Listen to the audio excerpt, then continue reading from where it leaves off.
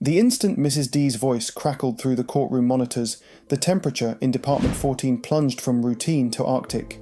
Jennifer Lopez planned it with Diddy. She knew I'd be drugged. She set up the cameras. One sentence, and Hollywood's most polished megastar was yanked off her pedestal like stage decor in a storm. A defense lawyer fumbled his phone. A juror sprang upright so hard her chair screeched, and Judge Miles Radford, veteran of a dozen celebrity flameouts, barely finished ordering silence before reading an emergency arrest warrant for the woman who once headlined the Super Bowl. Yet the real show was J-Lo herself. Icy-calm, clad in blackout sunglasses, she slipped them down just far enough to scan the exits, killed her phone with a thumbpress, and glided toward the staff-only door as bailiffs converged too late. Security footage later clocked her stride, no stutter, no swivel, through the warren of service corridors, a silver SUV already idling. 9:29 a.m. She slides into the back seat. 9:32, the unplated vehicle punches 3 intersections, outpacing municipal cams by exactly 6 minutes. By 10:12, the FBI has yanked the file from local hands and stamped it high priority, suspect exhibits strategic mobility. Back inside, the stenographer's fingers hover mid-air, prosecutors trade shell-shocked stares, and the judge mutters the phrase that will headline every alert: coercive acts, unlawful recordings, complicity. Outside, fans collide, half screaming setup, half whispering, what if, as the question ricochets off courthouse steps. If Jennifer Lopez can evaporate seconds after a warrant is read, how many power players have done the same and never looked back? Jennifer's getaway played out like a storyboard ripped from a spy thriller, except this reel was stamped with courthouse timecodes and captured by state-issue security cams. 9:24 a.m. Warrant read, proceedings halted. 9:26. 2 bailiffs break left and right, but Lopez, still poised at counsel table, slips her phone into a pocket and whispers something that makes both attorneys freeze. 9:27. She pivots, bypassing the public aisle, and pushes through the padded staff door that pops only for court personnel. Inside the restricted corridor, her pace never tops a brisk walk. Cameras catch her glancing once, never twice, at each intersecting hallway, as if she'd rehearsed the route.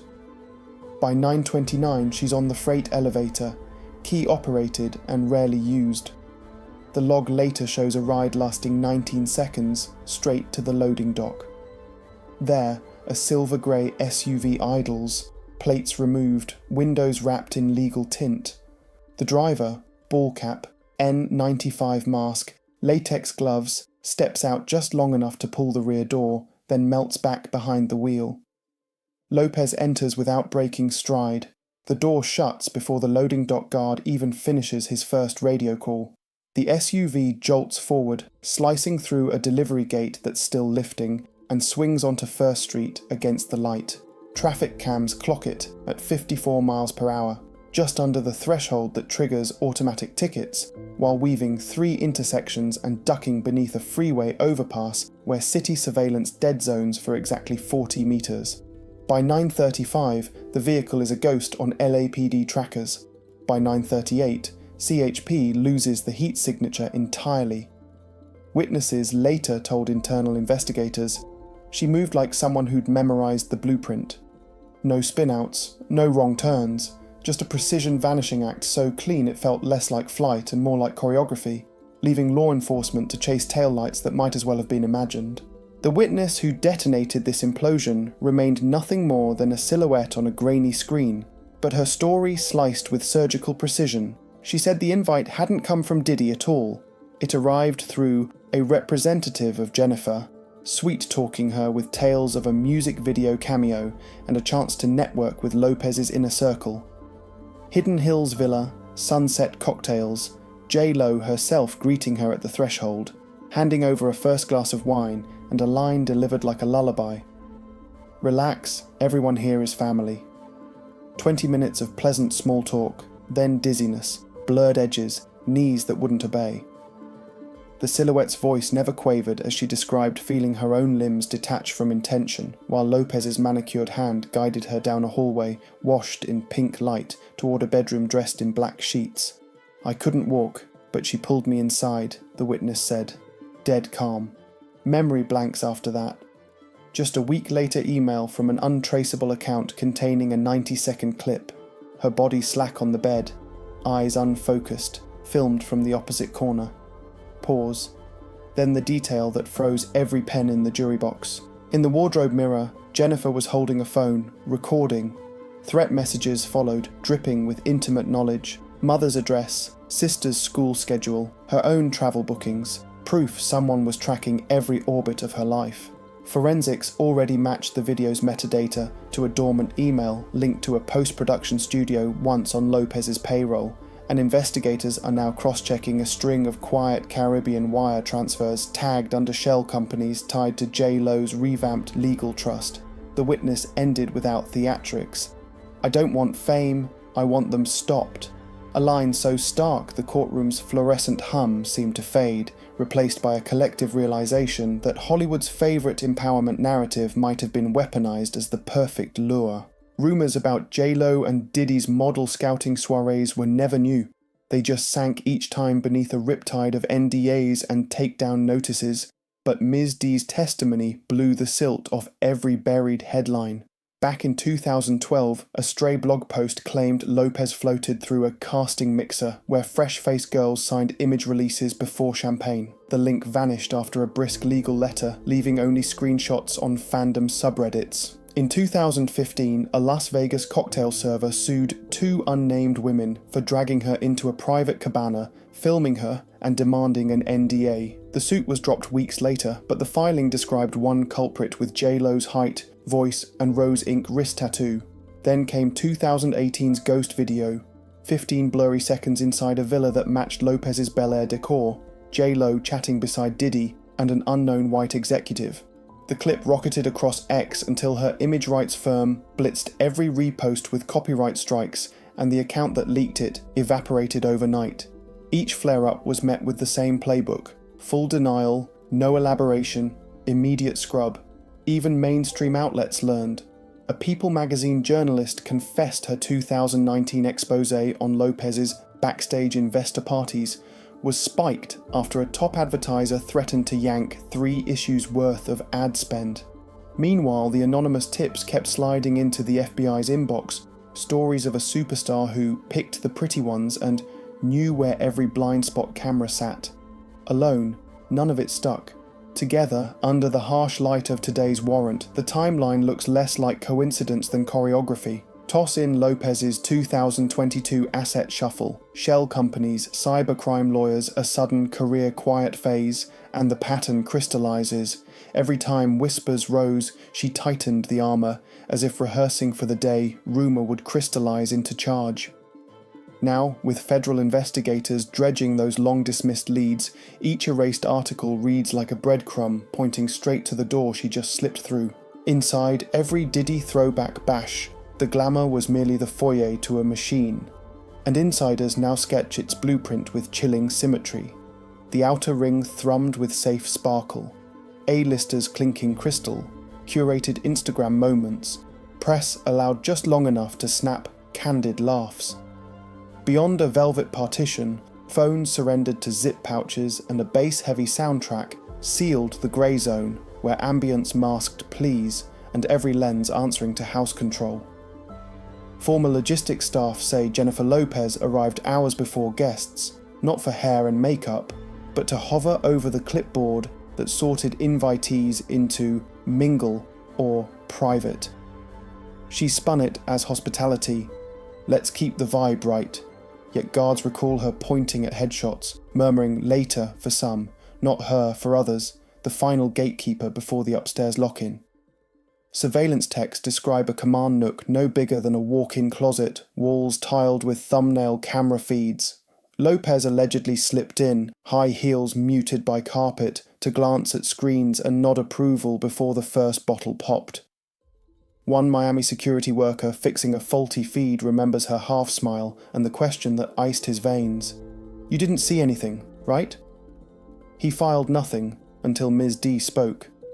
Each villa followed the same schematic: outer glam, inner grey, and an upstairs suite nicknamed by crew as Pink Room for its rose gel LEDs. There, according to multiple staffers, Alcohol got swapped for pre-mixed flutes, dosed to cloud consent, music kicked to a low loop, and auxiliary cameras pivoted toward the king-size bed.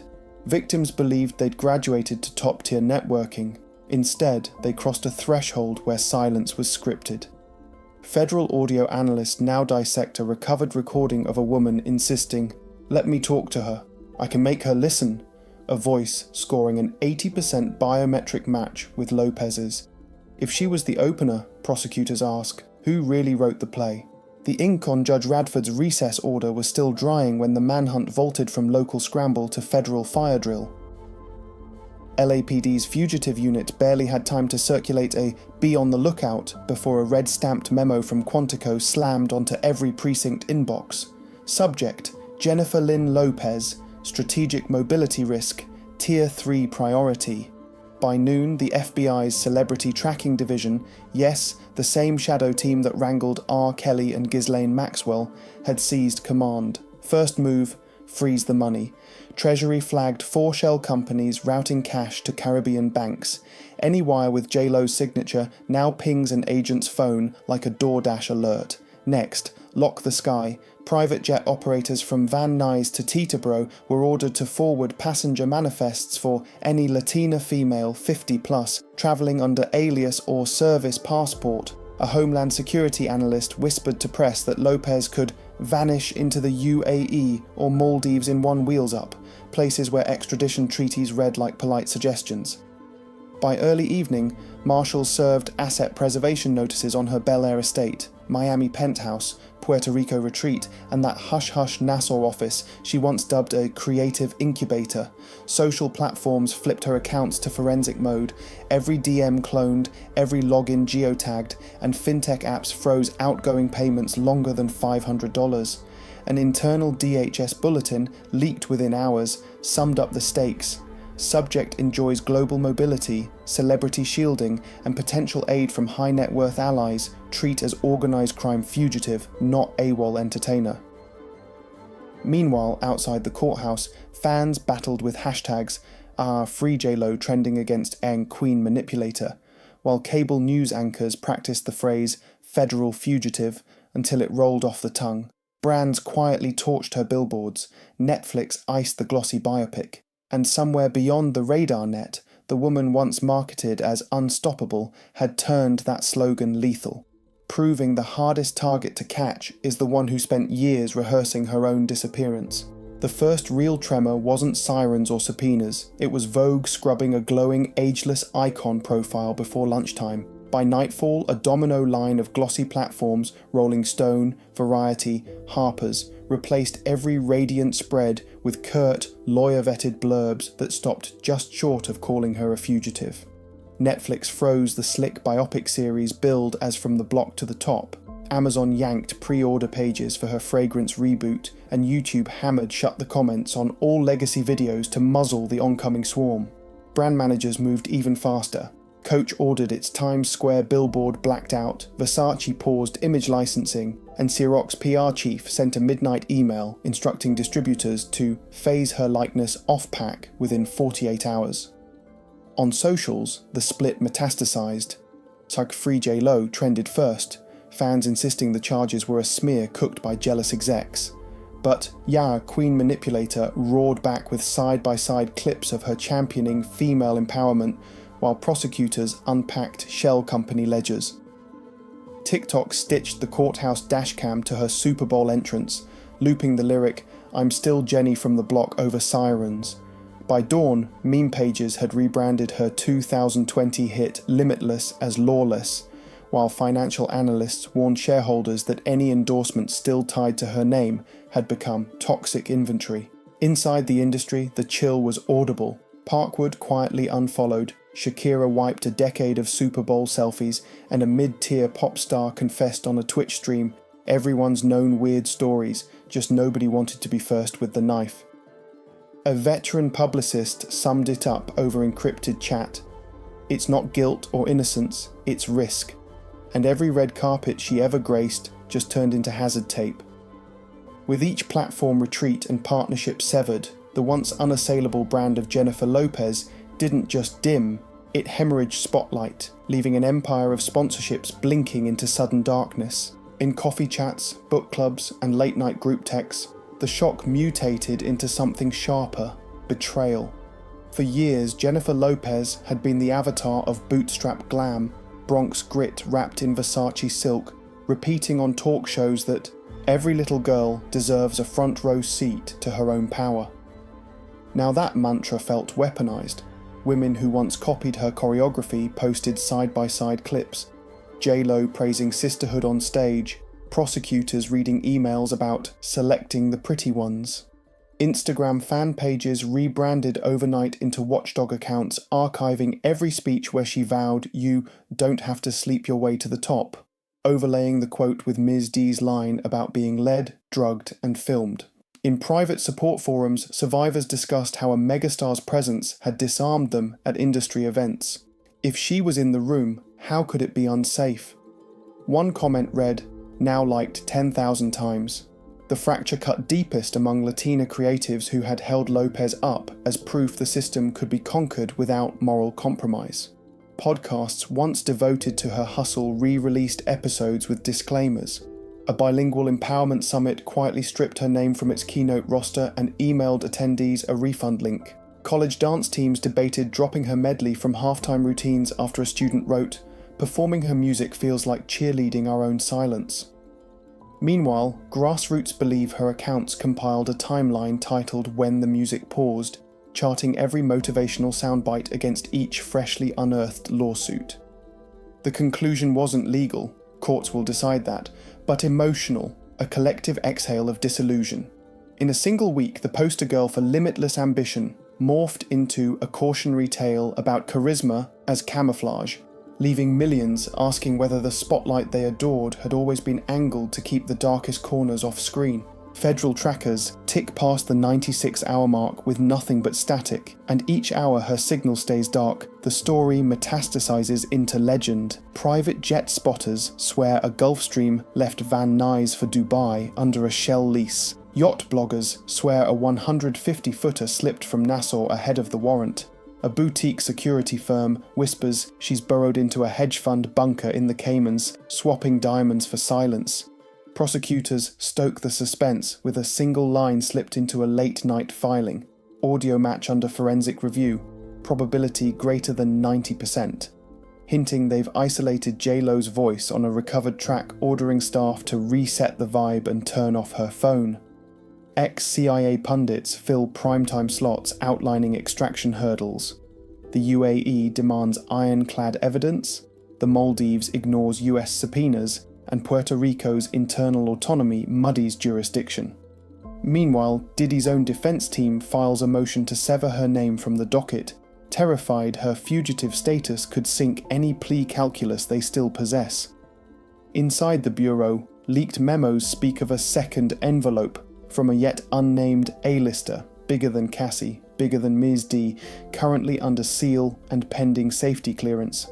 Hollywood attorneys read that phrase like a smoking countdown. If another superstar flips, the domino path could stretch from recording studios to Oscar podiums. So the narrative hangs on a cliff edge sharpened by every refresh. Will Lopez surface in cuffs at LAX or livestream a denial from an extradition-proof lounge? Is she the hand that opened the door, or merely the opener's decoy? Until a drone cam, customs ping, or shaky phone clip breaks the silence, the icon who once choreographed the spotlight now scripts the perfect cliffhanger, forcing fans, brands, and co-conspirators to stall mid-breath waiting for the next shoe or stiletto to drop.